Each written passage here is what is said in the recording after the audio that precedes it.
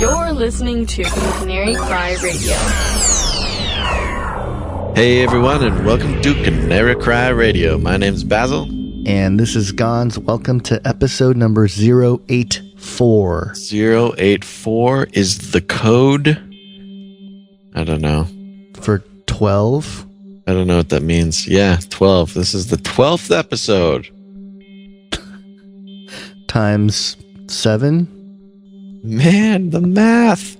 The math doesn't end. Yep. Yeah. That was good, by the way. Yeah, so welcome. Welcome to this episode. Very exciting guest. Unfortunately, now I'm going to have to explain myself. Now, there have been episodes where I have been Missing. absent. Okay, absent's a good word. Absent from the conversation. Like physically wasn't there. There are other episodes where I'm mentally absent from the conversation. No, so this is one of those ones. I was not here. I was supposed to be here, unlike those other ones when I'm traveling around the world. But this particular instance, I was traveling off in dreamland. So Gons, the very capable and brilliant Gons, took this one by himself while I caught up on some much needed sleep. Yeah, and I won't hold it to you too much, but I will read through some of the text messages that I sent you. Okay. Just a heads up, we got Mario this morning at 9. No response. I know it's hard, but you awake, bro? No response. Question mark. No response. I'm going to jump on with Mario in about 10 minutes. Let me know when you can make the combo. And then like 20 minutes later, we're starting the interview. And then like 2 hours later, you write back in passionate disdain. Or what's another word? What's a Shakespearean word of like tragic? I don't know. It was. I had a agony, a vigorous okay. agony of the soul. Yeah, is what it was. But I mean, that's just what happens when. Those of you who have been listening a long time, you know that when we started doing the podcast, we were recording like anywhere from like 10 p.m. to like 12 to 1 a.m. or something like that. But we've recently started recording in the morning, which has been very difficult. Recently, it's been like a year. We've been doing it for like a year. Okay. Relatively recently, in the span of human history, we have been recording in the morning, which is difficult for me. Difficult for guys who work at night. I mean, I don't really work at night, but it would be hard for somebody if they were working at night. No. So anyways, there you go. So sorry about that, Gons, leaving you hanging. Yeah, so this is going to be a great episode. I'm looking forward to it. Yeah, it was a good conversation, so I think you'll enjoy it. And just as a heads up, if you are a first-time listener, you can always go to canarycryradio.com and click through all the archives of every episode that we've done. This is our 84th now. I always forget about that. I forget that there's new listeners. I get so excited and passionate about my love for our current listeners and older listeners. Not older, more seasoned, mature listeners. But I forget. So howdy out there, all you listening visitors. Hope you like it. This is a conversation with Gons. And who's the guest? Mario, the Vigilant Christian. There it is. The Vigilant Christian.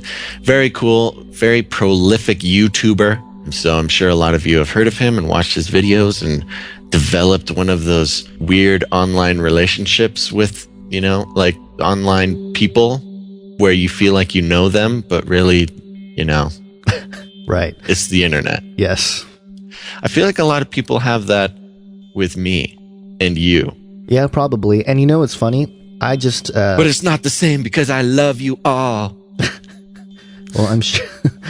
I'm an idiot. It's okay. That's okay. It's interesting because I just celebrated a birthday, and on Facebook I made a post that listed just a few of the people that are in our sort of ministry, like our niche sort of fringy ministry. Yeah. And there's a good list of, I think I put like 6 or 7 people that are all younger than I am and doing it. And, not that I'm young, I'm feeling older as I step further into my 30s. Yeah. That just, I just felt depression come over me. Anyway. 30 is the new 60. What? It's I thought it was like the other. It's supposed to make you feel good. No, just JK. Just JK. JK. All right. Is that... Okay. It's internet speak. You wouldn't understand, old man. All right. Okay, what? You named all these people. Yeah, no, I'm just saying that, there's a good handful of people that are younger that are talking about these things, because it doesn't seem like, it feels like when we go to conferences and different things, it feels like the people talking about Bible prophecy and what's going on in the world are seasoned, as you said. Good word. Mature, yeah. And so it feels like we need to reach out to the younger generation, and I think we are. And, hopefully, if you're listening... There's a lot of young folk getting into it now. Yeah. So that's wonderful. All right. So we're all going to get together, and all the listeners of this podcast, we're all going to get together, and we're going to sing Gon's Happy Birthday. That's all right. Yeah, we're going to do it. No, it's we're going to do it. So everybody... Time for the episode. Go to Canary Cry Radio, and then... You can record a voice message for us, go there and sing happy birthday to Gons, and leave him a message. His life is not over yet. He's got at least a good year and a half before things get real bad. Right. Okay, so there you go. We're going to get right to the episode. We've stalled long enough. So without further ado, everybody, this is Gons and Mario, the Vigilant Christian.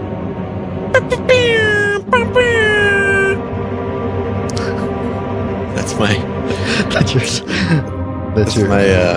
contribution. Air horn. We meet here at a moment of testing for Europe and the United States, and for the international order that we have worked for generations to build. We have before us the opportunity to forge for ourselves and for future generations a new world order. I was like, now I have to do something pretty ridiculous and insane with my life, so why not sell my soul and go on Jersey Shore? That's what I did. They don't want laws against sexual promiscuity. That's why they don't want families. That's why they don't want marriage. That's why they encourage homosexuality. There's a method to their madness. There's really not much method to yours, because you're operating from a place of ignorance. And until you change that, you'll be bumbling around, bumping into each other, saying and doing the wrong things, not understanding the nature of your enemy. And if you don't understand the nature of your enemy and the weapons they use, you cannot fight that enemy. You can't fight the battle. You shouldn't even be on the battlefield. I will also ask the school board to make a part of every day some kind of anti-violence, anti-gun message. Every day, every school, at every level. One thing that I think is clear with young people and with adults as well is that we just have to be repetitive about this. It's not enough to simply have a catchy ad on a Monday and then only do it every Monday. We need to do this every day of the week and just really brainwash people into thinking about guns in a vastly different way. There is but one authority, and that is Jehovah, the Almighty God. Give witness to him. Repent your sins, the kingdom of heaven is at hand.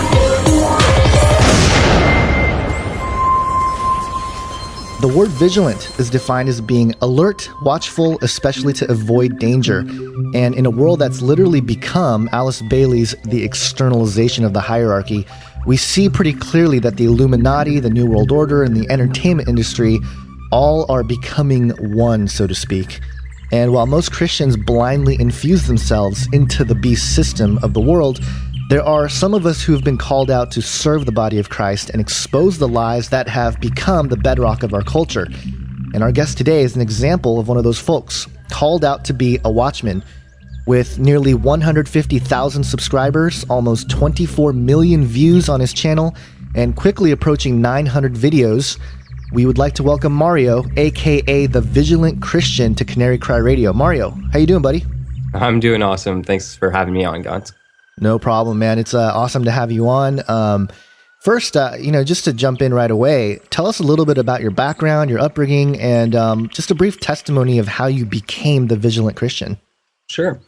So basically, I'm a Canadian. I grew up in a Catholic family. The Catholic Church is really strong down here. So, immediately I just saw that there was a hypocrisy in Christianity, and this really kind of just marked me as a child. And, it was a superficial upbringing where we would just go to church on Sundays and live like the world the rest of the week. So we weren't born again by the Spirit of God. So, I just kind of seen that when I was a child, so I was exposed to that. And when I was 16, I started to look at the world, and I started to get involved in what is considered the truth movement, which is a collective movement, as you know, of people who are starting to wake up that there's something going on. I started to look at the world like the wars going on and all these evils that we can see in this fallen world. And I started asking some very deep questions. I wanted to know the deep philosophical questions. Who am I? What is my purpose? Etc. So this started me off on a journey of self-discovery and trying to find truth. That is essentially what I set out to do. I said, I'm a truth seeker, and I'm going to find it. And that's what I started to do. And because I had grew up Catholic, I just immediately just pushed away the idea of Jesus being the truth. And I started to really embrace the New Age movement, which is found, taught by a lot of the quote-unquote truth movement leaders or gurus. David Icke was one of them who really influenced me. So I really saw this massive awakening and the consciousness shift as the solution to what I was seeing, as the awakening that would overcome the coming prison planet that I was seeing through my New World Order research and stuff like that. So I became a heavy New Ager. I figured, hey, if this is the truth, I'm going to go all out, because it's just, that's my character. I don't just get involved with something halfly, I go all out. So I just gave everything. I got into astrology. I mean, I could have drew out your astrology chart, your birth chart. I was into numerology. Tarot card reading, I just mastered that. I'd given many, many tarot card readings to people who, I would literally be bringing them to tears, because there's a spiritual side to that. I was obviously, as our Christian viewers know, communicating with fallen spirits, and these fallen angels, these fallen spirits have an ability to give me insight as a channel, as a tarot card reader, as to what that person was going through. So, there was some really powerful supernatural experiences that I was going through when I was heavily involved in the New Age movement. I was used to bring many people to that knowledge. In fact, in my city here where I live, a lot of my friends would bring over their friends, and I would tell them the great secret that they are a God and everything is God, and that we are all interconnected, and that there's a great shift coming in 2012. Because this was about in 2007, and I firmly believed in 2012. I thought that all my research really showed a clear shift coming, that there would be the age of Aquarius taking place. Now, obviously, we are 2014. That didn't take place, so that is the major deception. But I didn't see that at the time. One of the things also that I got heavily involved in is communicating with spirit beings. We see David Icke, who does the same thing. He talks about his spirit friends, and he calls them the guys.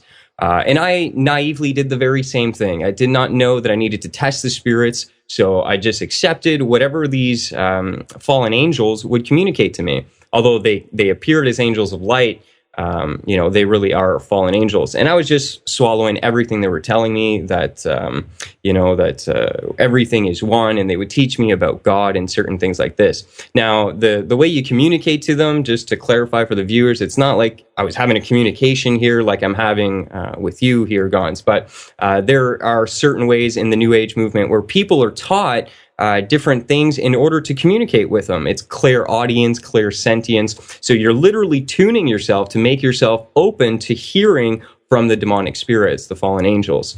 And I was in communication with them, and they were leading my life. And brought me to YouTube, and it was a documentary called "The Age of Evil," Age of Aquarius, Age of Evil, by researcher Keith Thompson, and featured Chris White, who's had an impact on me as well.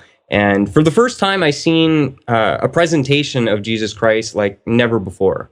So immediately, I remember when I saw that, it just hit me like a ton of bricks. And, I realized that everything that I had believed up until that point was an absolute deception. So, I literally broke down for 3 days. I remember, I was in tears. You're talking about the collapse of a belief system, and a belief system that I believed in passionately. Like I went all in, and, I represented that. People knew me as like the new ager and the guru, the astrologer, tarot card reader, yoga instructor, so I had created this identity. So it was very hard to come to the realization that all that stuff that I had adopted as truth wasn't true, and that in fact I had been being lied to by demonic spirits.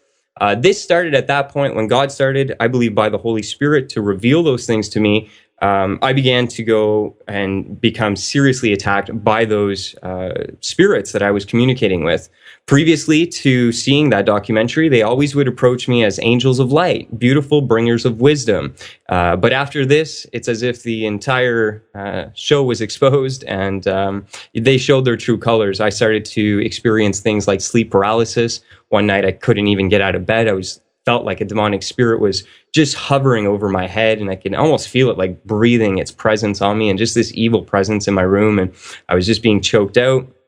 I was still living with my girlfriend at the time, and I just told her, go turn on the light and call my friend Danny, who was a Christian, and the Lord was using him at that time to really minister to me and help me out of all this. And I just asked him to pray, and we called on the name of Jesus, and that demonic attack was taken away. And that was when it was too real to me. I just started to experience all those things, and I just got on my hands and knees, and I said, God, I've gone somewhere with this stuff, and I don't know where or how I've gotten here, and you need to come intervene and save me.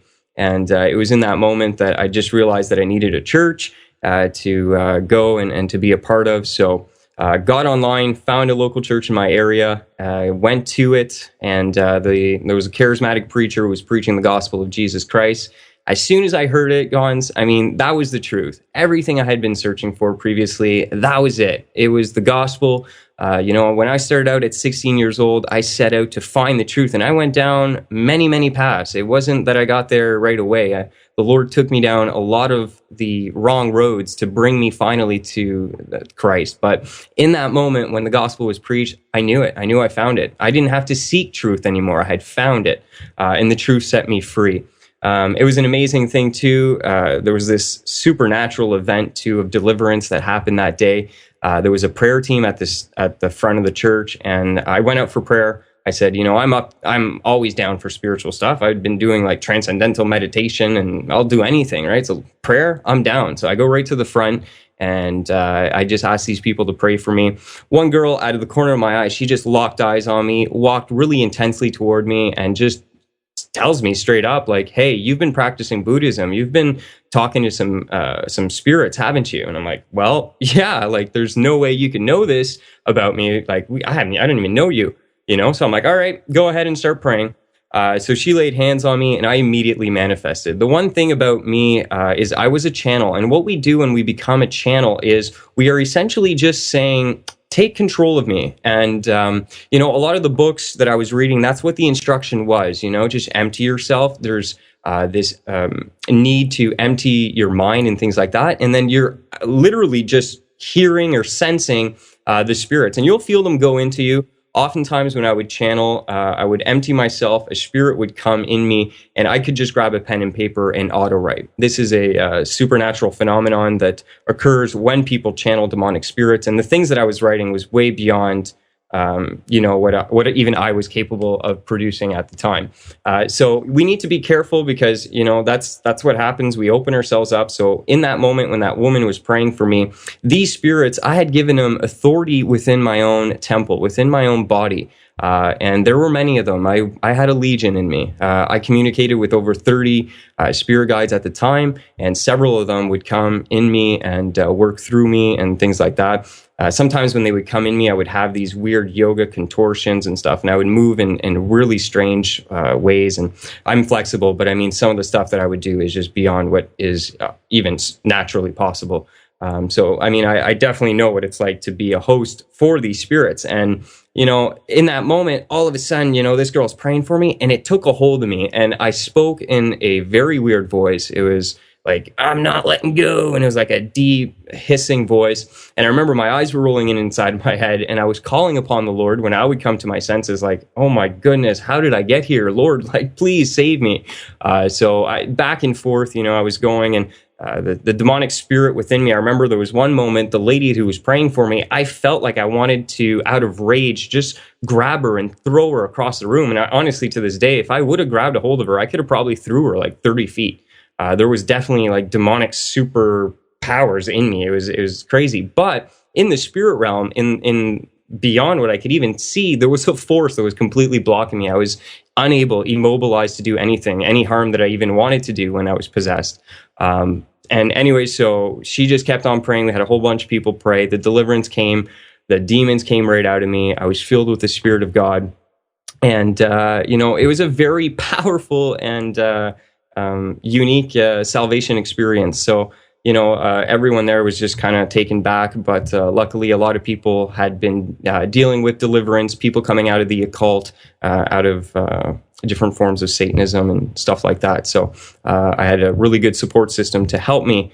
And that's essentially what started. So that was the awakening that, you know, the demonic realm is real, that there are spiritual entities that are working beyond the physical world, they're working with people like David Icke, and they're deceiving them, bringing about the beast system, this externalization of the hierarchy, like you mentioned, bringing out the mysteries through different people, including myself. It's funny that I think back, because the angel who overseen me, there was an overseeing angel that I communicated with who declared himself to be Archangel Michael. He actually told me through a vision that I would be called to go across the world and to share my research and do exactly what David Icke is doing, to awaken consciousness. And, you know, so it's funny that all these different New Agers are all talking about communicating to these spirits, and these spirits have the very same agenda, and it's the establishment of the Antichrist kingdom.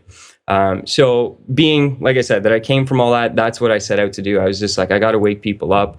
This is a powerful thing that's happened to me. I want to share my testimony with people. So I just started making videos on the things that God was showing me. If you come to my channel, you see I talk about a lot of different things.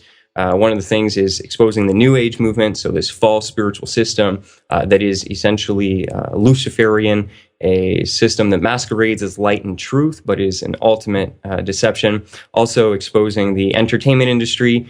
Satan is very cunning. He wants to remold the way that we see and perceive the world. And I think that entertainment is a way that he's very able to do that. You know, if you look at the Bible, you see that Jesus used to tell us parables, which are essentially stories. And those stories would impact us and they would change us. Satan is doing the same thing in Hollywood, except this time he's telling us his stories. And they're full with Gnostic, anti-God messages. So people who naively sit in these quote unquote theaters, brainwashing institutions, are essentially just being programmed with these stories that Satan wants to use to shape their minds. Stories of adultery, stories of violence, stories of you know, even, like I said, Gnosticism being put in there. One ministry that I really do enjoy is Good Fight Ministries. I think they do. Pastor Joe Schwimmel has done a fantastic job at just identifying the obvious trend in Hollywood that Gnosticism is being placed in most movies, you know? So yeah, so I mean, and other things too, biblical teachings. I mean, Jesus Christ is the truth. So that is ultimately the thing that's going to save us from the New World Order system. That's one thing I try and stress on my channel. A lot of New World Order researchers, you know, they focus on the problem. I focus on the problem and the solution. You know, it's one thing to recognize that the Antichrist kingdom is being established. They're going to microchip us. The beast system's coming up. The transhumanist agenda. But I mean, if you don't have Jesus Christ, you don't have anything. He is the salvation and the truth and the one that sets us free right here, right today. We don't need to do anything. Just repent and believe on the gospel. And there you go. You've overcome the world. You've overcome death. and this entire system that these people are trying to establish. So. Yeah, absolutely. That's great, man. That's a great testimony. And it's interesting because, you mentioned people like David Icke, and for a time I was really into David Wilcock. And, yeah, me too. And all the stuff he had to say, and trying to reconcile. It was a little different for me because I had come to faith, and then it was one of those things where, wow, this completely makes sense, and I went through some of the philosophical, probably the same sort of rigors that you did, and also, the going through some apologetics and looking at the historicity of the resurrection and things like that. Those are things I had to overcome just in my mind. Mm-hmm. And people that are listening to Canary Cry Radio know this, but it was after that where I started to find a re-interest in things like, the paranormal, UFOs and aliens and stuff like that, conspiracy theories. And it was the trying to reconcile my newly found faith. I was very, it was like not even a year into being saved where I started looking into some of those topics and seeing, okay, if the Bible is true, if Jesus Christ really is the truth, then these other things, there should be some kind of answer. And the issue I ran into was that the church I was at didn't really know how to respond to those things. Right. And that was the thing, that it's not their fault. Specifically with my church that I was at, when it was a seeker friendly church, they're really good at getting people in the door. I mean, it got me in the door, Right. But I suppose I was ready for meet much earlier than maybe some other folks. I was ready to dive in, and so when I started doing that and I started asking questions, I wasn't getting the kind of answers that I, was looking for. And it sort of confused me because I did the same thing. I went on YouTube. I started watching videos of people like David Icke and David Wilcock and Jordan Maxwell. And it's so funny that you mentioned that they all get the same agenda from these spirit guides, right? Because I remember specifically Jordan Maxwell, who had this experience where he's being followed by these entities or whatever, and then he finally confronts them, and he's like, "Hey, what do you want from me? Just don't harm me." And they gave him the message, "Oh, you're going to spread this message around the world," and it's like the same thing. And same thing. And it's this thing on pride. It plays on your pride and makes you feel important and things like that. And that I find that fascinating. That there's a pattern. You're chosen. Yeah, exactly. But I'm curious about, because one of the things that I didn't do, and I was very close to doing in that time, was doing some of the channelings and astral travel was something that I was really interested in. Like, oh, I want to astral travel. That sounds cool. But did you what were and you kind of touched on it, but what were some of the more profound contact experiences that you had? I mean, you said it wasn't like a communication like we're having now, like a conversation, but what sorts of methods? Did you use any substances? Did you use any Yeah, for sure. So my most powerful experience was I was into, when you get into that stuff, you're oftentimes going to hear about how the shamans would use drugs in order to contact the spirit, right? To get into the spirit realm. So shamanism was something that really attracted me in my new age pursuit. I just saw that, okay, so I can get to point A to point B in 2 months, but according to them, you throw in some DMT or you throw in some psychedelics in there, then you can go to point Z in no time.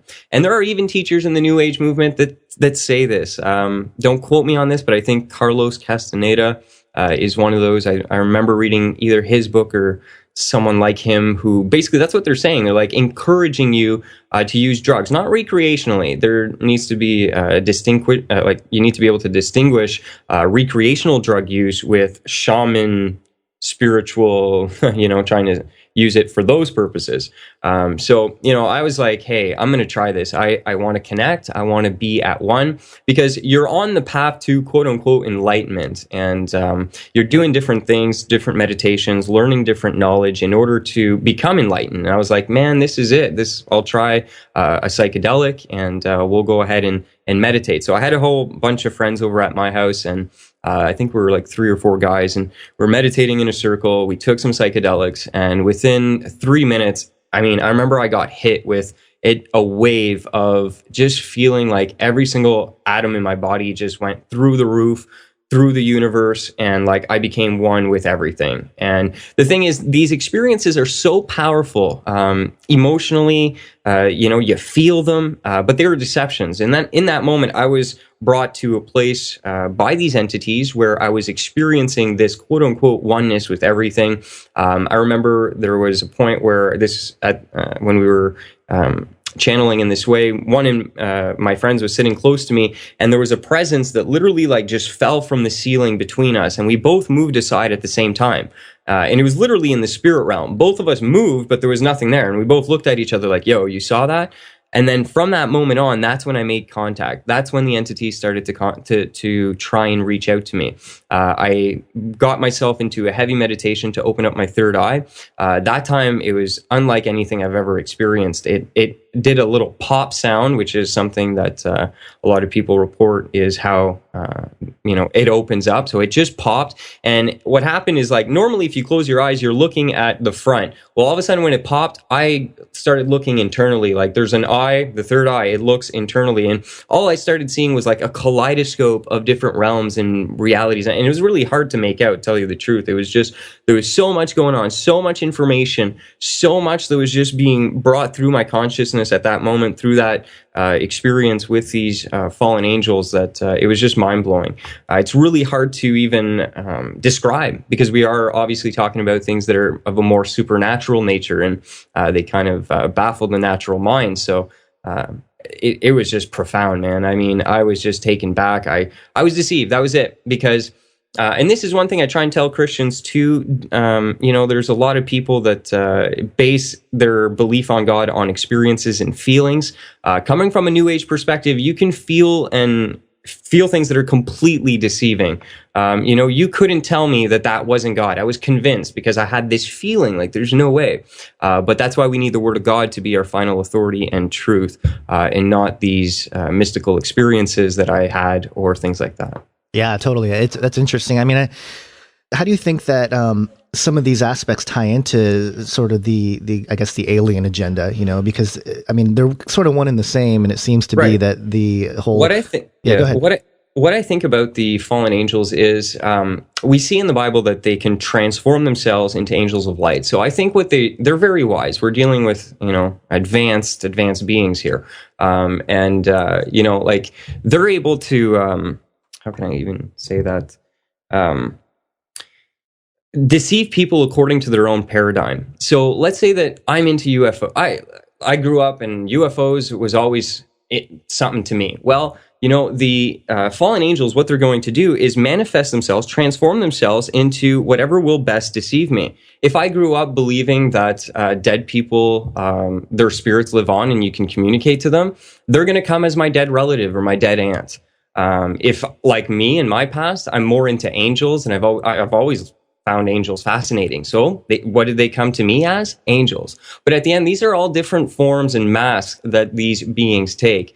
I think that just because in the world today, there's this growing UFO movement and things like that they're masquerading themselves and as aliens, so to deceive people. And the experiences are very similar. If you look at people who go through being abducted and stuff, and you kind of hear my story of how I dealt with the spirits and things, and people like myself, they're very similar. So it's there's definitely parallels that you can draw. And I'm going to suggest it's the very same spiritual phenomenon, just different deceptions that are being orchestrated on different people, depending on what will work best to deceive that individual. Yeah, I totally agree with you there. I mean, I think most of these sort of spirits, it's funny because I was watching, there's a lot of paranormal shows on TV, and I try to watch them without turning off my analytical side of the brain, because when you do that, that's when you kind of fall into the, I think Michael Lake just in a couple interviews ago talked about how you fall into this state of basically being being easily suggested. But, when I watch some of those shows, it's interesting. There's one where a female main, medium is sort of the person that tries to help people. And I struggled with it for a while because it was like, this person's just trying to help people. What's really wrong with that, Right. But this person has a spirit guide, and the guide tells her what happened in the area and why there's, pain or why this family is being haunted. And she kind of tries to nail down what's going on. What is your opinion about some of these folks who are, they're trying to do, they're doing quote unquote good by trying to help people. Do you think it's just all part of the fabric of deception? And is it something that you think ultimately leads down the wrong path? Absolutely. So, I myself was deceived when I was sharing what I believed when I was a New Ager with people. It wasn't in the purpose of deceiving them, but a blind person leading another blind person, they're both going to end up in the ditch. So because I was spiritually blind and deceived, there's no way, no matter how good my intentions were, and they were, I wasn't trying to hurt people or anything like that. It didn't matter because I was ultimately just going to spread more spiritual confusion and lies. And this is what's happening with people like channels, like they're people who are just spiritually deceived. These are deceiving spirits. Satan is called the father of lies. So we have to understand here that we are operating against the masters of deception. So they have an ability to deceive an individual to that person actually thinks they're doing right and will go around, like use the example of being a channel to help people, thinking that it's bringing them hope and this and that, not recognizing that they're actually being used by demonic spirits. Because, that channeler might help someone, be more comforted or something, but, that person might start to think that talking to the dead is a good thing. And we know specifically in the scriptures, right, that that's a horrible thing. It's forbidden. It's abomination before the Lord. So this is the breadcrumb trail that Satan leaves people. One thing that I notice is, like, for example, I'll use my tarot card example. I would give a tarot card reading to someone, and let's say they didn't believe in any of this stuff. If the tarot card reading gave them a comfort, sometimes my spirit guides would tell me, like, oh, this person's dealing with their father. There's a father issue. And I would bring it up because I would be led by that demonic spirit. And that person would be like, wow. And and then we could deal with it. And I'm not joking. There was what would look like apparent healings coming from these tarot card readings, relationship healings, internal healings. Satan is also a healer, but he heals for the purpose of leading people astray in the end. So I definitely was being used by these demonic spirits to bring quote unquote comfort to people and things like that. But after that, they had that one experience with me and they're like, well, I'm going to start looking into astrology, and the guy's also into yoga. And then they just start getting involved more and more and more into the occult. Once they start having a good experience with either a psychic, a medium, tarot card reader, or whatever, it's just going to solidify them into pursuing that spiritual path. And, being someone that comes from that, and my warning is, no, don't go there, So, yeah. Totally. Let's shift gears a little bit, and it ties into some of the things that you talk about a lot on your channel is, the Illuminati, the New World Order, these aspects of the occult that are pretty much becoming mainstream. They really have become mainstream in the entertainment world, and you've really done a good job of exposing a lot of that, because there was a certain point where I felt that I had the opportunity to do something similar to what you're doing, in that, go through all the different news items and different events that happen and just really point out, hey, look at this. This is so obvious. But there was a point in time where I thought, oh my gosh, it's so overwhelming. There is so much stuff going on in the world that is just so blatantly, Masonic or occult, or, it's just like overwhelming. Right. How have you been able to establish a rhythm or just a pattern to be able to create some of those aspects and expose it? There's not a shortage of things to expose, so to speak. No, absolutely. Being in this ministry, and especially in the last 5-6 months that I've just started back up, it's gotten a lot worse. And I can't even stay on top of everything. Like, I'm looking at my list of to-do videos. I need a team to help me expose everything that's going on, and to continue to glorify Christ in what I do on my channel. So this is a sign, though. What we need to start recognizing is that these things point to the establishment of the Antichrist kingdom. The minds of people are being prepared, and we see that everywhere. Occult symbolism is being put in all sorts of movies. The entertainers are promoting nothing but do what thou wilt, live your own life, do drugs, glorification of sin type stuff, So to me, this is an awakening for the church. It's the time to, first of all, get this stuff out of the church, because sadly a lot of it has found its way to creep into the church, especially under the disguise of Disney and things like that. Satan is really good to masquerade occult things and anti-God entertainment. But it's a time for an awakening. It's time that we recognize that this isn't going to stop. They're going to keep pushing this onto us. They want to prepare the minds to accept the Antichrist. Like when I go through this stuff, the repeating theme over and over is anti-God and pro-Antichrist. That's all they're doing. So to me, that's just showing us that entertainment is being used today to brainwash and prepare people for that coming system that we call the New World Order. And the Bible is very clear that that's the Antichrist kingdom, this counterfeit system that is going to come up before Jesus comes. Yeah, absolutely. It's funny because in our house, we don't watch a whole lot of TV, but when it is on, my wife, she works, 40 plus hours a week. So when she gets home, she doesn't really want to hear me rant and rave about, the Illuminati or whatever, but right. She'll sit down and she doesn't like what's on TV. Obviously a lot of stuff is not very wholesome, but she'll land on the Disney Channel just because it seems more innocent, That's, yeah. And, and I'm not going to sit there. I try not to sit there and go, oh, look at that, but there's one show called Lab Rats that I enjoy in terms of like an entertainment value thing, but it's obviously from the beginning, I've known that it is the transhumanist agenda that's being pushed there. And they're coming out with a series or, I guess a series of episodes or a movie or something. It's called Rise of the Secret Soldiers. And I'm like, wow, they're not even holding it back anymore. And goodness. they're going to, it's some, I believe just based on the preview, they're going to merge their powers or something like that. Something, occultic. Right. But how do we deal with that? What would you recommend to parents and things like that who have young kids who are into the Disney Channel or whatever, and they're trying to find ways to not shelter too much, but at the same time protect their kids from fully going. Because to be honest, I'd rather have my daughter. I'd rather have her watch the Disney Channel than like get into what's that werewolf show or movie or whatever that everyone was into.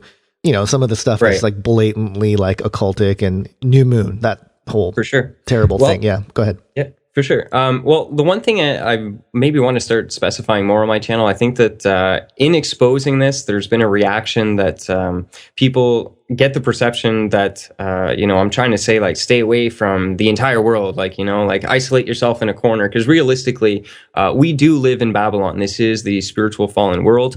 The way I try and explain it, it's kind of like, we have to be like Joseph, we're in Egypt, we're in the world, but we're not of it. So, you need to more recognize this stuff. So just an awareness is what I'm trying to put out to people that, hey, this stuff is there. The Bible is real. Jesus Christ is waiting for you, and he wants to save you from all this. It's not that we have to go and be extreme and take everything away from our children, because that can cause rebellion too. You need to be very vigilant on how to approach your children with this type of stuff, especially if they've been exposed to it, and then all of a sudden you're going to try and take it away. Right. I think education and communication is the key thing between parents and their children. Let them know that this stuff is not good, and if you've instructed them in the Lord and you can show them from the scriptures, hopefully the Holy Spirit can work on them and give them the revelation, because they need to desire not to do these things. Because if you're just taking it away from them and it's not in their heart, well, when they go to their friend's house and you're no longer there, that stuff's still going to be exposed to them, and it could even make them want it and desire it more. So you need to make sure that, you're educating your child. Pray for the kids. They live in this generation, and it's absolutely crazy what's being put out there. So, keep them in prayer. And yeah, just as much as possible, try and educate and open up communication as to why these things are damaging to their soul. Yeah. And, I have to say that I think the whole movement is working in a sense because, my daughter goes to a Christian school, and the topic of the Illuminati, they all know about it. All the kids know about it. And I guess there's one kid that anytime there's a triangle that's displayed anywhere, he says the Illuminati.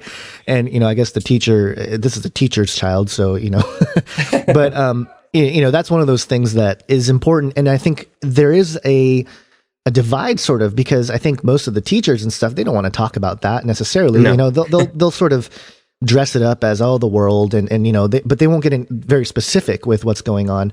Right. And so, I think that ministries like yours it is making a difference. It is touching people and informing them of, some of these aspects. But, Let me ask you this: what has been the most, I guess, controversial or most attention grabbing video that you've ever made on your channel? It would be recently. I put out a video on Sia, the girl who did the Chandelier song. She just put out, I think it was Broken Heart. And she had a video with 28-year-old actor Shia LaBeouf from the Transformers series, half dressed in a naked suit with 12-year-old Madison or something from Dance Moms, also in a naked suit, in a cage, dancing, frolicking around. We know from Corey Feldman's testimony in A Hollywood Insider that there is a massive problem of pedophilia within the entertainment industry. This is something that's come out from insiders themselves. The casting couch is a reality. And I believe that they were just showing us their perversion in plain sight. They like to parade themselves out there hidden, but still in plain view for everyone to see.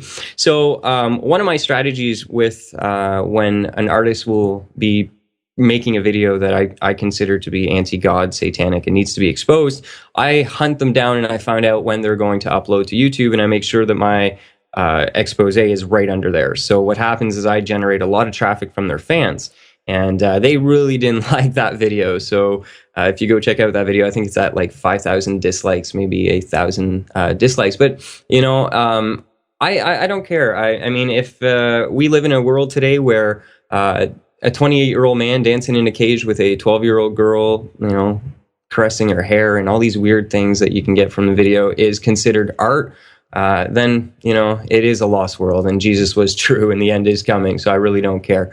I receive a lot of people that will come and attack my videos, especially when the artists themselves will react. Marilyn Manson actually tweeted out the expose I did on him like 2 weeks ago. So I got like flooded with all his Antichrist superstar fans there. And, so there's a lot of controversy in what I'm doing because, I believe Christianity is in our end times going to be countercultural. We are going to go against the grain, and I'm happy to do that. I think it's awesome. I think it's a breath of fresh air in our society that, everyone's going in the wrong direction, that God is calling his people to stand apart and to go the other way and to speak out against what's going on. So I'm blessed to be used in that way to do that.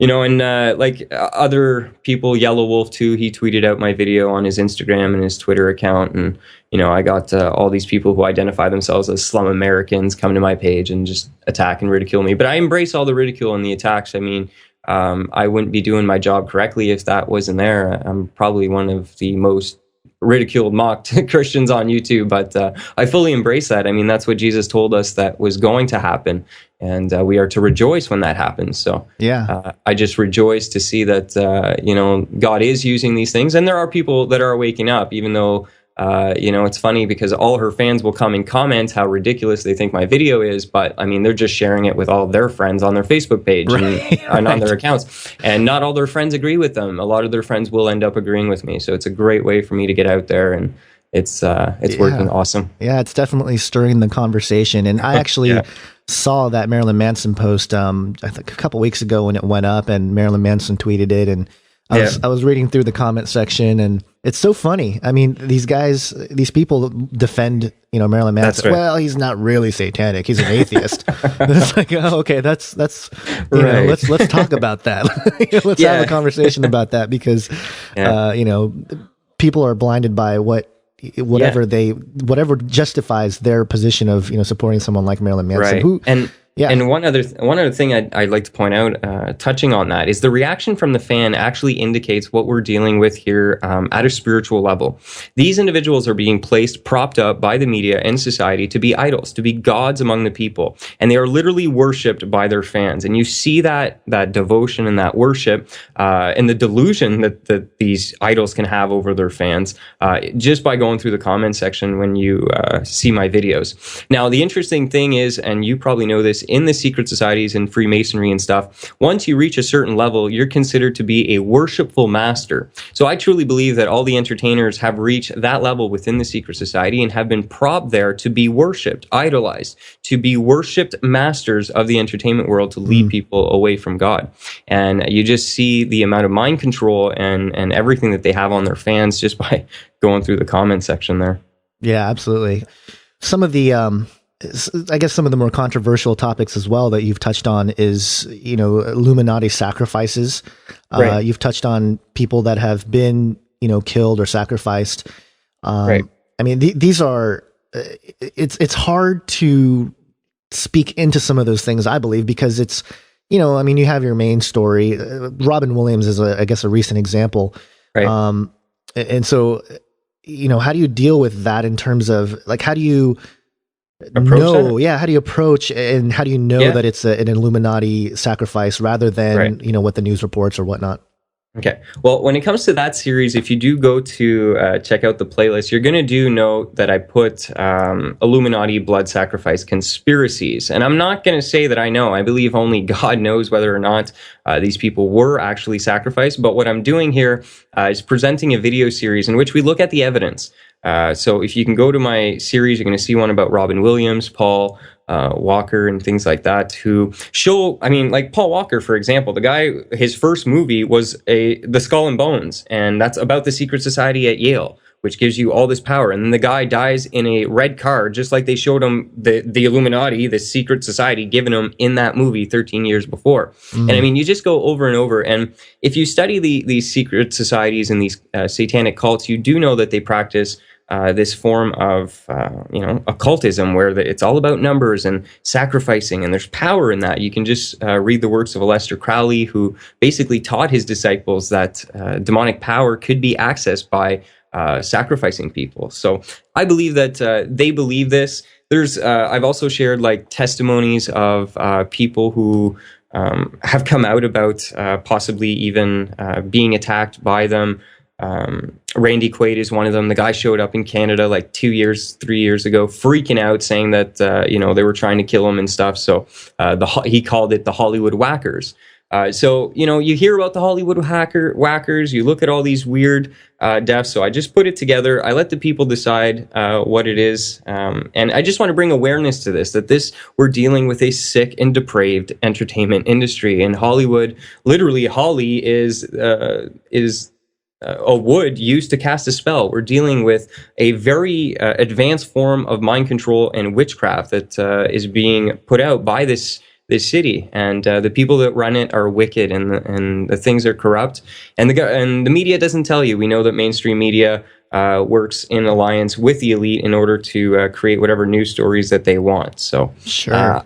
I'm just trying to shed light on things that maybe people should be asking themselves, especially if they want to go and idolize Hollywood, and especially for those people who want to go and be Hollywood stars and actors. Is that really what you want to do? This kind of stuff, the casting couch, the sacrifices, the secret cults, like, is that really what you want? Yeah, totally. So, that's why I try and make the video, and that's how I try and approach it, just to make people realize. I'm not saying that all these people that have died this way that I present are 100% killed by them. Like I said, I don't know that. Only God does, but I try my best to just give the evidence as I can find it. Sure, yeah, absolutely.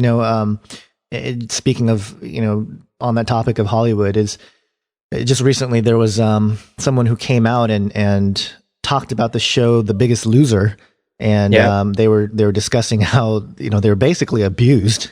I was just reading that this morning, actually. That's and how the dramatic weight loss and things like that, and the way they went about. There was some suspicion that their computers and cell phones were microchipped. They get their hotel keys taken away, and they get worked out until they're literally getting injured. Sick. And I used to be a personal trainer before I started YouTubing, and that's just insane. First of all, like, losing weight at that level, that's not even healthy to begin with. Right. And it all speaks to the end game of what they're trying to promote, which is this, healthy Hollywood look or whatever. Mm-hmm. And, I've watched the Biggest Loser, and like, they do such a good job of making it really emotional. And like by the end, when they're like, when they're out there and it's like, oh my gosh, you get all teary eyed and all that stuff. And it's like, wow, how powerful is that deception, and who's behind it and what their agenda is. Yeah, it was interesting. It just came to my mind. It's sort of kind of random, but what's there's a recent musician or singer who she was on Nickelodeon, and she's like a pop star, and she had her first single. a few months ago, and she was on the show Sam and Cat on Nickelodeon. I don't remember her name. Anyway, in her music video, it's funny because she's like dancing around or whatever in a spaceship, and the key that ignites the spaceship at the end, and it's so subtle, is the Sephiroth from Kabbalah. No and way. It's like I was like, oh my gosh, and Wow. I haven't really seen anyone talk about that particular video or anything, but those are the things that I see, and like I maybe I should report on stuff like that because I see it all the time, and it's always like, well, someone's probably got to see that and talk about it already, but that's one thing I haven't seen anyone touch on. But what about like philosophically? I know that you're pretty well versed in some of the apologists and things that are out there, like Ravi Zacharias and others. How has the philosophical perspective been an influence, and what sorts of Christian leaders or influencers have you had in your ministry in terms of that end of it? Well, philosophically, I guess it would mainly be Ravi. He was the one I really gravitated toward because I've always considered myself to be rather intellectual. I always love to read and just spend time analyzing things, and always watching debates and things like that. So when I came to Christ, I wanted to see who's going to do that for the faith, and the Lord led me to Ravi's apologetics ministry, and just the way that this guy can communicate the truth of God is just amazing. So, that was because there's this deception and this lie out there that Christianity's not intelligent, that it's not deep. It's only bigots think this way, and it's so not true. There is such a depth to the Christian worldview and the Christian perspective, and it's just so oftentimes overlooked. So Ravi was amazingly impactful for me. I've read a lot of his stuff, especially it's awesome that he's out there fighting against atheism, standing up there and against the books like The God Delusion and things like that. So, I definitely pray and hope that God keeps using men like that to do good apologetics, to defend us and defend the truth of God against anything that would just put itself in opposition to that. So Ravi's really eloquent, and he's I love listening to his lectures and just the way he answers questions and things like that. And a couple others that I really like are William Lane Craig, Greg Kokel. They've been really huge in just helping us frame, I guess, the Christian worldview. And it is really, it's so ironic that these folks come out and attack Christianity and the lack of intellectual rigor. Because when you start looking at the philosophical arguments that these guys put forth, they're far more sound than what atheists provide and non-believers provide. And so it's just ironic that the cultural sort of understanding of Christianity is that, we're just an unintellectual, emotional. And that goes back to the need to expose the entertainment world. Where's that coming from? That's coming from Hollywood. That's coming from a created perception of Christianity that's not based in reality. And a lot of times it's just what people are accepting from Family Guy and Simpsons, like they're not receiving the truth. And all they're seeing from these shows at a subconscious level programs them to just accept the idea that, the Christian worldview is not intelligent at all. There's no depth to its philosophical understanding or anything like that. Right. That's a real shame. It's a shame, because you should go check it out yourself. Don't let the television or popular opinions of people, take you away from discovering an amazing truth, which is the truth of God. You can Harvard, I believe, and Yale, weren't they not Christian universities back in the day? Like, to say that we are not people who think, historically, that's not true. So it's a real shame. Yeah, even the whole scientific endeavor comes from people who felt that they can understand creation, from a logical, reasonable perspective. What about within the church? You have done a couple videos on, talking about certain aspects within the church that seem to be promoting lies and deceptions. Right. I guess there's some easier ones than, some of them are easier to expose than others with, certain types of charismatic movements and stuff like that. But what have you seen within the church that has been something where you feel compelled to expose? Okay. Well, first of all, we always have to be careful when we're talking about the church because, it's his bride. It's very special to God. So this is not to talk down. This is just to talk like constructively. to give my criticism so that we can grow as a body. But I'm definitely taken back by the current state of the church. And I think that anyone who really is very biblical would agree with me that biblical Christianity is being replaced. We have the emergent church movement, which is basically taking over, and I believe a lot of the leadership has been is compromised. Rick Warren is a member of the CFR, so I mean, you gotta do your research and find out where these people. The media paints Rick Warren as America's pastor. Okay, well, do some research on that guy. Find out he comes from the CFR. What's the CFR? That's literally the agency that is being used to establish the New World Order kingdom in the world. Are we going to just let these people come in the church and embrace them? Because the Bible is very clear. There will come wolves in sheep's clothing. Another thing is, my ministry does point to the fact that I don't know the day or the hour, but it does look like Christ is coming back pretty soon. Not going to set a time, who knows? But ultimately, we can see that a lot of the prophetic things that the scriptures talk about are occurring in the world today. And one of the things is that the Bible says, "Let no man deceive you. That day shall not come until a great falling away takes place." So there is a great apostasy that is prophesied in the Bible. And I truly believe that we're seeing that take place in especially American Christianity in the world today is the growth of a coming apostasy. I myself have a hard time even integrating into local churches here in North America. Oftentimes when you're a watchman and you speak out on certain things, you're considered crazy and they don't want to listen. I've been to a lot of churches, like you said, that are seeker friendly. So if they're seeker friendly, they don't want to talk about this stuff, right? Because that'll scare people away and push them away. But these are issues that should be dealt with. The church should have answers for these topics. And I think that's why God is rising up ministries like mine and yours to answer that, so that people don't leave the church and end up going online and falling for like Jordan Maxwell and David Icke, that, there are Christians that are going to be talking about these things. And I just think it's a shame that pastors, they care more about, maybe church attendance and how many people are there than actually saying the truth now and facing evil in the world today and encouraging their flock to do the same. So I pray for the church consistently. It's obviously, we are one body and we got to love each other. We're not going to be perfect. There's no such thing as a perfect church until Jesus Christ comes back and he becomes our high priest. But until that time, we got to make best with what we have. And it's been difficult for sure. So. Yeah. Amen on that. I know that just recently I've been started listening to, there's a show called Homebrew Christianity, which I thought it was interesting that what they do is they talk theology, and a lot of the guests that they have on are sort of progressive thinkers of theology.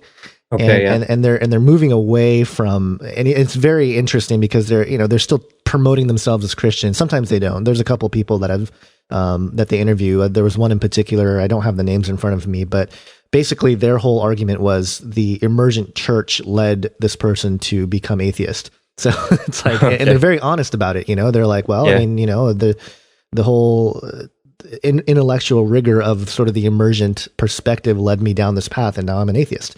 Right. And I think a lot of people feel that way because the church itself, they do a lot of good things. And one of the things that I try to stress when I talk about the church is that a lot of times, God does use these, ministries that us as, I guess more of the, I don't know if you want to call it intellectual or more passionate or whatever you want to call it. We look at churches like, for example, Joel Osteen's church, and we just want to like vomit, right? We're like, oh, right. God, what are you doing? Right. But there's no place for us to say, well, God's not using Joel Osteen to lead people to Christ, because we just don't know that, and I think as a matter of fact, I think a lot of people are being led to Christ. I'm sure there's some damage being done with his lack of theology or whatever, but it's one of those issues where the church, I think, is going to come to a crossroads. And this is just my opinion on my sort of survey of what's going on. We're going to have to come to a crossroads and either really stand up for truth or not. And for example, one of the issues that's really a hotbed topic is homosexuality. Right. And the church is attacked heavily on this topic. And actually, Chris Putnam did a presentation at the Prophecy Forum that I thought was really well done, speaking into this issue. And because, and he pointed out something that Greg Kokel pointed out, which is another apologist, that, the culture has made this into an equality issue, the whole homosexuality conversation as an equality issue, and it's not, and he uses the example of, before the whole, gay rights movement, a gay man or a straight man, both had the right to marry a woman or not, and so they had equal rights. It's not a rights issue. It's an emotional issue. It's a love issue. Oh, I want to marry someone I love. And if, a man loves another man, then they should have the ability to get married and stuff like that. So, I mean, and a lot of the church, especially the younger generation, I've seen they're struggling with this issue. Right. Or they're just totally buying into the cultural, this old way of thinking is we need to, purge the old way of thinking and embrace the new way. And which is so ironic because it's not a new way of thinking at all. No, it's been around for so long. And that's right. Our culture is starting to look more like pagan Rome than ever before. And, is that something that you've touched on with the topic of homosexuality, and how do you approach that subject matter? So on the, homosexuality, the same way that you do, I do it in love, because first of all, I have a gay uncle. I love him to death. That's my Uncle Alan, and, but he doesn't change my beliefs, I still believe that it's a sin, that salvation doesn't come through, not repenting of our sins and believing in the gospel and then being changed so that we can walk in obedience, which shows that we truly love the Father. So it's a sensitive issue for sure. And as you just mentioned, I know a lot of the younger people, they're struggling with this because it is a hot issue right now. And there are not a lot of voices in Christianity that are really standing for the biblical perspective. They're compromising to it to please the world and things like that. So, it is a sin. Jesus came to save us. We're all sinners. We're all fallen. And I don't try and pick one sin bigger than the other. I don't try and make homosexuality a bigger deal than stealing, killing. Sure. It's all bundled up together. So they need as much grace as a murderer, as a liar, as I did, as a occultist, witch, in a sense, sorcerer. We all need God's grace and mercy. So I think it's important also for Christians not to make it a bigger issue. For example, I have a hard time if a preacher is obviously a glutton, and you can see that by his weight, and he even will preach about, in his preach, you hear him talking about the big Sunday barbecue that he had where he pigged out, and then he's going to just rail on homosexuals when he has a log in his eye. So be very vigilant. If we're going to start trying to help others, let us recognize that we need to take the logs out of our own eyes before we start picking out specks.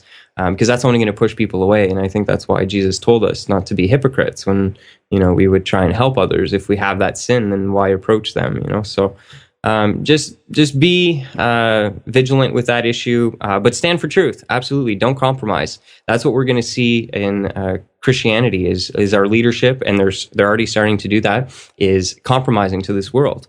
Because it's hard. You're going to get persecuted. Mm-hmm. Get ready for that. You're not going to be popular. I would venture to say, Joel Osteen, the only reason that people are being saved by his preaching is because God works out all things for the good. He is a wolf in sheep clothing, in my opinion. I do not believe that he is a true Christian, but God is so amazing that he can use a false preacher to bring people to God, to himself, because he works out all things for the good. So it's something that we need to take into account. We live in times, I like what you said earlier, that you mentioned the church. There's a coming divide, and I honestly see that. I see that we're reaching almost like a point where there's coming a crossroad in American Christianity, and it's either that you're going to go for the apostasy or you're going to be part of the spotless bride that's being prepared for the Lord at his second coming. And there's going to be massive apostasy, especially, I don't know if you've looked into what's going on right now between the Catholic and Protestant reconciliation, quote unquote. Yeah. But I believe that's just a sign of the apostasy. We have Protestants who back in the day broke free from the legalism and the false teachings of the Catholic Church just to do what? To go back now? To crawl back to Rome? Right. So, we're going against everything our church fathers stood for. We're compromising the sound doctrines that they literally put their lives on the line to give us. just to please men. And this will cause the apostasy that is prophesied in the Bible to come to pass. And I think we're seeing the first stages of that. Yeah, absolutely. And just if you bring up the Catholic Church in terms of the Vatican and what they're doing, I mean, it goes right back into the topics of aliens and, channeled entities and things like that, with what, the Pope recently talking about how he would baptize an alien, and a few other leaders of the Catholic Church suggesting those things. I mean, what are we preparing for? And I believe Rick Warren is part of that reconciliation process. Is he not? Am I mistaken? Absolutely. Yeah. No. Okay. So, yeah, I mean, oh boy, it's coming. It's real. Yeah. What do you think? I know you're not going to put a date on anything, but how long do you think we have until Jesus returns? And what do you think? What do you expect to see? You touched on it a little bit, but in the next year, 2 years, 5 years, what do you see happening specifically with the church in terms of? I guess you already answered that question. I'm asking you a question you already answered. But I mean, ministries like yours, like ours, what's going to happen to us? I mean, is in terms of laws and stuff like that. Right. If once they start hammering down certain either internet, censorship or stuff like that, what do you think is going to go down? Well, I think that the words that Jesus spoke in, I believe it's Matthew, that we would be hated by all nations, that we would be put to death. We're going to see that happen. And I believe that the Christians that are going to go into the apostasy with the Roman Catholics, embracing the Antichrist and the false Christian religion, which will be just a new age form of Christianity, they're going to be accepted by the world and everything. They might even take the chip, get into the system and everything, but they're not really the remnant of God anyway. But the real remnant, we will be turned on and considered absolute radicals, considered to be just fundamentalists who can't think, can't evolve, can't expand our consciousness, can't go with the world, will be seen as old school and needing to be wiped off. In my New Age studies, this is actually something that you'll hear New Age leaders talk about, is the fact that there's coming a great shift. And you even heard, what's his name there? Power of Now, the author, Eckhart Tolle. He's literally saying evolve or die. So either you're going to evolve into this new form of spirituality, which will include this new form of Christianity that is being prepared here in our world today, or you're going to die. They're going to kill us because they will see us as impeding the human evolution, that the consciousness level that they're trying to achieve cannot be achieved with us here on Earth, and they are justified in removing us because the strongest survive, and all this,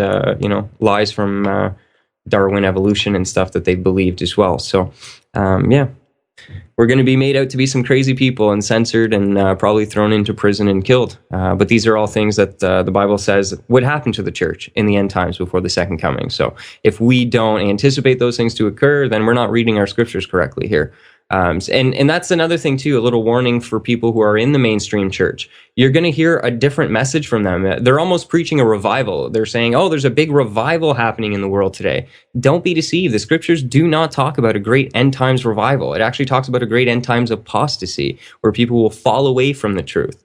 The only thing that's reviving is this false Christianity and these apostasies, Right. It's almost coming full circle to what happened right after the resurrection. It's so interesting how it's coming back around. Well, we appreciate your time, Mario. Hey, I guess thanks for having me. Basil didn't make it out, but it's okay. He'll express his opinions and stuff like that later on. But where can people go to see your videos? Do you have a website? How can people support you? Yeah, right now we're just, my ministry is on YouTube, so youtube.com/The Vigilant Christian, and you can find all my videos there, subscribe, and join the fight. Become a vigilant Christian yourself. That's really what the ministry is for, is to awaken people that there is a need within the body of Christ for discernment, for vigilancy, which means to be on guard, watchful. Keep an eye out for the enemy. He is looking to steal, kill, and destroy from us, and he's looking for weak spots, and we need to be on guard. So I'm a watchman on the wall on YouTube. Come check me out, and thanks for having me, Gons. Appreciate it. No problem, man. It was great having you. All right. Mr. Gons and Mario, the Vigilant Christian, talking about all the cool stuff on Canary Cry Radio. canarykryradio.com. That's a jingle I wrote just for this episode. Very cool. Yes, it was very cool. And it was also very cool that Mario took the time, came to talk to you, got to put his voice in our ears here on the show. And I hope everybody liked it. I sure did. Yeah, it was a good time. Yeah, good times, everybody. Mm-hmm. All right, so there you go. Now, if you are a new listener and you made it through here, let me tell you about some fun things. Number one, canarycryradio.com. It's an internet website, and it has all sorts of cool stuff, all of the archives. We had got a store there. We got t-shirts. If you like the website, if you like the podcast so much, and you just feel that good old Lord tugging on your heart to help support us, you can go there to the support tab. There you can make a contribution in a monthly installment there's a couple different options there. Or if commitment's not your thing, you can go ahead and make a one-time donation of any amount. Also, we have our Amazon store thing, which is cool. You can go on Amazon and buy anything you want, and a portion of that goes to help support Canary Cry Radio. Yeah, let me say something about that real quick. Oh boy. Because here's the deal. Uh-oh. Let's say you want to buy 10 big screen TVs from Amazon. Yeah, because who you doesn't? are just awesome, and that's what you're going to do. Mm-hmm. What you can do is you can go to canarycryradio.com/store, and what you'll see there is not big screen TVs, but you'll see different books and stuff that's been out there from authors we've interviewed and things like that. Books, you can DVDs. books, DVDs and stuff. You can click around, start there. Now, if you continue on to Amazon to buy your 10 big screen TVs, we will still get a portion of that, because the way this works is that once you visit our Amazon store, your internet provider, or actually no, your browser will store some cookies that will tell Amazon that you decided to... Are you sleeping? No, I just breathe that way. So, point being, buy anything from our Amazon store. Anything at all. It doesn't have to be the books that we listed. So there you go. Also, we have a Facebook. We have... What else do we have? A Twitter. We have all those things. Go to Facebook. Give us a like. Say what's up. You can also send us a nice little message. We have a voicemail message thing on the website. I don't know. Now I'm just naming everything we have. But go do that. iTunes. If you listen to your podcast on iTunes, go there. Give us a rating or a review. Tell us how much you loved it or how much you did not. And then we will take that and we will use it to make changes or not. Well, we had a review recently from Mailman Matt. Mailman Matt. Love this podcast. Stumbled upon it just like I randomly stumbled upon FutureQuake. Yeah. So happy you guys stepped in to take over the FutureQuake. Keep up the good work. Well, thank you, Mailman Matt. I like to think that we didn't replace or take over FutureQuake, but more what did we do? What would you call it? We tried to fill the void that we had in our hearts. Yeah, I think it was stepped down. we were so sad that we couldn't hear FutureQuake. We're just let's just get together. Let's just talk. We need to talk about this. Let's just pretend like we're as cool as Dr. Future and Tom Yeah, we were Bionic. playing house. We're like children playing a game, mimicking the greatness of FutureQuake. So, but thank you very much, Mailman Matt. Appreciate Parallax that. View also left a review. Great show. I love the another one. format. I especially like the single topic episodes. I've been listening to all the archived episodes and will soon be finished. Only sad because then I'll have to wait for the next podcast like everyone else. And Gons, I love it when you explain technical stuff because I want to know the details too. You got to know the deets. All right. Got to Technical know stuff. the deets. Okay, so there you go. Everybody go ahead. You can go leave your own ratings and reviews. I don't know. Is there anything else cool we can do to give these people?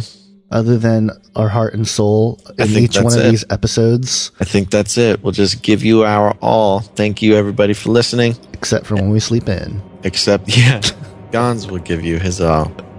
I will be sleeping. Yeah, okay. All right. So go ahead. You can send all of your alarm clocks to canarycryradio@gmail.com, and that will keep us awake and alert. All right, everybody. We love you very much. This has been an Yes. Thanks for listening to this episode of Canary Cry Radio. Make sure to tune in next time. But until then, think outside the cage.